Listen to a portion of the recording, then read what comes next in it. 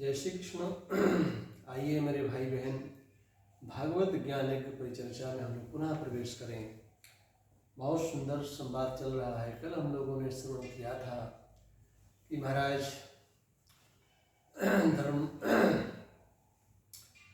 धर्म की स्थिति को समझते हुए और महाराज परीक्षित जो हैं परम भागवत श्री सुखदेव जी महाराज से निवेदन कर रहे हैं और सुखदेव जी अब आगे मोक्षु पुरुषों को क्या करना चाहिए क्या नहीं करना चाहिए इसके विषय में बताने की चेष्टा कर रहे हैं। आइए हम लोग श्री सुखदेव जी महाराज को सुनते हैं। वरियाने सिते प्रश्न कृतो लोकहितं नृप आत्मवित् सम्मतः पुंसां श्रोतव्यादियुषः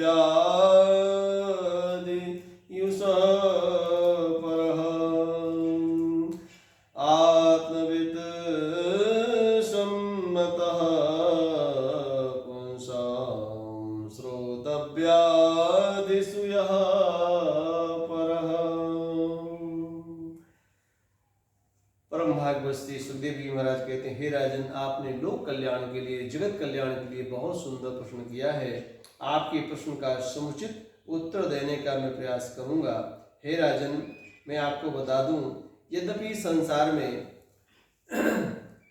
इस संसार में यम नियम साधन बहुत कठिन हो गए हैं। कहते हैं संसार में आदमी कमाने धमाने की चिंता में लगा रहता है। दिन जो है पूरा दिन 12 घंटे का जो समय है पूरा दिन हमारा कमाने धमाने के चक्कर में और इसी तरह से हमारा बीत जाता है। रात्रि का समय स्त्री संग में बीत जाता है और हम भगवान का भजन नहीं कर पाते हैं। परमात्मा से प्रायः विमुख से होते चले जा रहे हैं। ईश्वर से हमारा सदैव बिछोह सा होता जा रहा है। ईश्वर से हमारी दूरी होती जा रही है। हमें ईश्वर के सन्निकट जाने का सौभाग्य नहीं मिल पा रहा है। ये मिथ्याभूत संसार में हम उलझ गए हैं और ये संसार ही आसार है और संसार रूपी इस भंवर में इस प्रकार से उलझ गए हैं कि हम किसी भी प्रकार से परमपिता परमात्मा का न चिंतन कर पा रहे हैं, न मनन कर पा रहे हैं, न उनका श्रवण कर पा रहे हैं, न उनको पहचान पा रहे हैं, न जान पा रहे हैं। ऐसे भंवर में मेरा जीवन उलझा हुआ है। राजन, मैं आपको बताऊं, विद्यमानमिच्छिता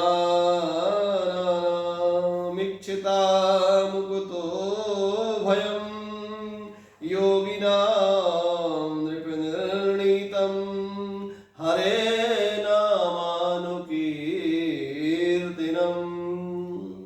कहते हैं इस पूरे संसार में कामी पुरुषों के श्रुत फलों का जो साधन है, मोक्षु पुरुषों के मोक्ष का जो साधन है, योगी तथा ज्ञानी पुरुषों के जीवन का जो मुख्य उद्देश्य है वो क्या है मालूम है आप लोगों को? वो भगवान का नाम संकीर्तन है, परमात्मा का चिंतन है, परमात्मा का नाम संस्मरण है, जिसको हमने आपको पूर्व में भी निवेदन किया था कि भगवान का नाम ही सबसे प्रधान रूप से कहा गया है। जैसे आपने सुना होगा रामचरितमानस में गोस्वामी जी कहते हैं, कलिजुग केवल नाम आधार सुमिर सुमिर नर उतरहि पारा कलियुग केवल। गीता के 10वें अध्याय में भगवान श्री कृष्ण कहते हैं अर्जुन से, हे अर्जुन, यज्ञानाम जब यज्ञोस्मि अस्थावरणाम हिमालय। जैसे संसार में जितने भी यज्ञ होते हैं, जितने यज्ञ होते हैं, समस्त यज्ञों में श्रेष्ठतम कोई यज्ञ है तो वो जप यज्ञ है, भजन चिंतन। उसी तरह से रामचरितमानस कहता है, रामचरितमानस के आधार पर कहा जा रहा है कि संसार में केवल कोई भगवान का आश्रय है, परमात्मा को प्राप्त करने का तो नाम संस्मरण ही आश्रय है। उसी प्रकार गीता में और मानस में आपने सुना, भागवत में भी कहा जाता है, यत् फलं नास्ति तपसानो योगेन समाधिना तत्फलं लभते सम्यक् कलौ केशव कीर्तिना। कलयुग में भगवान का नाम ही प्रधान रूप से है। इसलिए हे राजन, परमात्मा का नाम संस्मरण करना चाहिए। बिना भगवान के नाम का लिए, परमात्मा का नाम आश्रय लिए संसार में किसी जीव का कल्याण है ही नहीं। इसलिए पवित्रता के साथ परमात्मा के नाम का संस्मरण, ठाकुर जी के नाम का वंदन चिंतन निरंतर। आपने सुना होगा राजा खटवांग ने एक ही मुहूर्त में अपना लोक बना लिया था। अभी तो हे राजन, आपके जीवन के 7 दिन शेष हैं। आप तो बड़ी सरलता से अपने जीवन का परम उद्देश्य प्राप्त कर लेंगे। हे राजन, आपको चिंता नहीं करनी चाहिए। कहा जाता है कि जैसे आपने कुएं में रस्सी में बाल्टी को बांधा और कुएं में ढील दिया, और आपने एक बित्ता रस्सी ऊपर बच जाती है, पूरी रस्सी और बाल्टी कुएं में चली जाती है, और उस एक बित्ता रस्सी के सहारे ही आप उस संपूर्ण रस्सी को और बाल्टी कुएं में से खींच लेते हैं। उसी प्रकार से हे राजन, अभी आपके जीवन के 7 दिन शेष बचे हुए हैं, 7 दिन शेष हैं। इसलिए आपको चिंता नहीं करनी चाहिए। इन 7 दिनों में भी आप अपने आप का उद्धार कर सकते हैं, इसमें चिंता करने की आवश्यकता नहीं है। हे राजन, परमात्मा के विराट रूप का संस्मरण करना चाहिए। परमात्मा का विराट रूप जो है वही व्यापक है, वही सर्वस्व है, वही सर्वस्पर्शी है। परमात्मा संसार में सर्वत्र है, सभी जगह परमपिता परमात्मा है। इस संसार के जर्रे जर्रे में परमात्मा है। अग्न जगमय सब रहित विरागी, प्रेम ते प्रभु प्रगट ही जिमी आगी। इसी क्रम में आप देखें तो संसार परमात्मा के जर्रे जर्रे में है। कहते हैं कि रमनते ति रामः, जो रोम रोम में रमण कर रहा है उसी का नाम, जो जर्रे जर्रे में कण कण में रमण कर रहा है उसी का नाम राम है, उसी का नाम ईश्वर है। इसलिए उस ब्रह्म परमात्मा का जो विराट रूप है, उस विराट रूप का दर्शन करें हम लोग।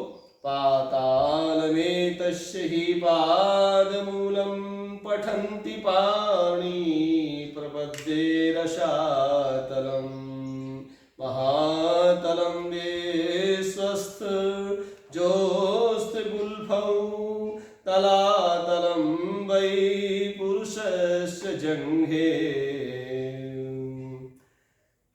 सुखदेव जी कहते हैं, परम भागवत श्री सुखदेव जी महाराज बोलते हैं कि हे राजन, आपको ये ज्ञात होना चाहिए भगवान का जो मुख्य जो परमात्मा का विराट रूप है, उस विराट रूप का विशेष रूप से भगवान का यहाँ वर्णन किया जा रहा है। कहा जा रहा है कि विराट रूप भगवान का पाद भगवान के जो पैर हैं वो क्या है, वो पाताल है।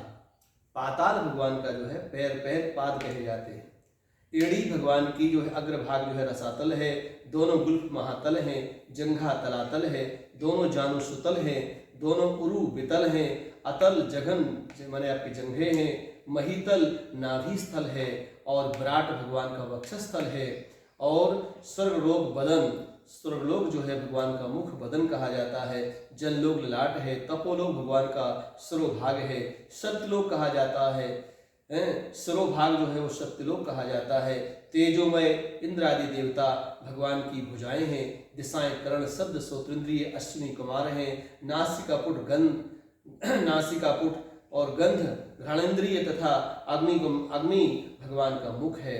भगवान का जो मुख है वो अग्नि है। और भगवान के शरीर की जो नाड़ियां हैं वो नदियां हैं। रोम वृक्ष है, जो रोम भगवान के शरीर में है। ब्रह्मांड ने काया निर्मित माया रोम रोम प्रतिवेदिक है। परमात्मा का जो शरीर में जो रोम है, ये सारे के सारे रोम वृक्ष हैं। श्वास वायु है, गति काल है, तथा कर्म जो है ना वो संसार कहा जाता है। इसी प्रकार से भगवान के मुख से ब्राह्मणों का जन्म हुआ है, ब्राह्मण के मुख से क्षत्रिय का जन्म, ब्राह्मण का जन्म हुआ, और वैश्य का जन्म हुआ। वैश्य का जो हुआ हृदय से और वक्षस्थल से और भुजाओं से क्षत्रिय का जन्म हुआ, और उदर से वैश्य का जन्म हुआ, और शूद्र से हमारे पैरों पे जो है हमारे शूद्र भाइयों का जन्म हुआ। वेद में भी कहा गया है, ब्राह्मणोश्य मुखमासीद बाहु राजन्यः पुरु तदस्य जद्वैश्य पदिभ्रांगुं शूद्र हो जाए। तो ब्राह्मण का जन्म मुख से कहा गया है, और हृदय प्रदेश से और आपके जो आपके भुजाओं से क्षत्रियों का जन्म है। उरु तदस्य जद्वैश्य, उरु से पेट से जो हमारे क्षत्रिय भाइयों का जन्म है, और पद्मांगुं शूद्र हो जाए तो पैरों से जो है हमारे शूद्र भाइयों का जन्म है। इस प्रकार कहा जाता है। और चंद्र सूर्य भगवान के जो हैं, ये सब जो नक्षत्र भगवान के जो हैं नेत्र हैं, चंद्र सूर्य नेत्र कहे जाते हैं। और समुद्र, द्वीप, पर्वत, पशु, पक्षी, कीट, पतंग आदि भगवान के सभी अवयव कहे जाते हैं। इस प्रकार के परमात्मा के शरीर से सभी का जन्म हुआ है। परमात्मा के जो ये संसार में जो कुछ दृश्यमान हो रहा है, ये विराट परमात्मा के सब उस अवयवी के अवयव हैं। वो मुख्य रूप से अवयवी है और उस अवयवी रूपी विराट परमात्मा के जितने भी सब जैसे जो तारामंडल है, ग्रह चक्र है, जो भी संसार में दृश्यमान हो रहा है, ऋषि महर्षि जगत में जो कुछ भी जीव जंतु संसार में दिख रहे हैं, सब परमात्मा के जो है जी कहते हैं कि उस अवयवी के अवयव हैं, उस अंगी के अंग हैं, उस शरीर के उस कहते हैं शरीर के उस शरीर के सब अपने आप में सब अंग उस क्षेत्र के सब क्षेत्र हैं, है ना, अपने आप में इस प्रकार से जी अंग माने जाते हैं। तो अंगी अंग का संबंध है और इस प्रकार से परमपिता परमात्मा से हम लोग जुड़े। हे राजन, हमने आपको संक्षिप्त में परमात्मा के विराट रूप का स्वरूप दर्शाने का बताने का प्रयास किया। हे राजन, परमात्मा विराट रूप जो है बहुत ही विलक्षण है। अब आपको हम दो चीज और बताते हैं राजन, उसको ध्यान से सुनो। सूक्ष्म रूप से मन की दो धारणाएं हैं। सूक्ष्म रूप से मन की दो धारणाएं हैं। उसमें एक है कहते हैं कि सद्योमुक्ति और एक होती क्रमोमुक्ति। इस सद्योमुक्ति और क्रमोमुक्ति के संदर्भ में हम व्याख्या कल करेंगे। आइए तब तक के लिए जय श्री कृष्ण। सर्वे भवन्तु सुखिनः, सर्वे सन्तु निरामयाः, सर्वे भद्राणि पश्यन्तु मा कश्चित् दुःखभाग्।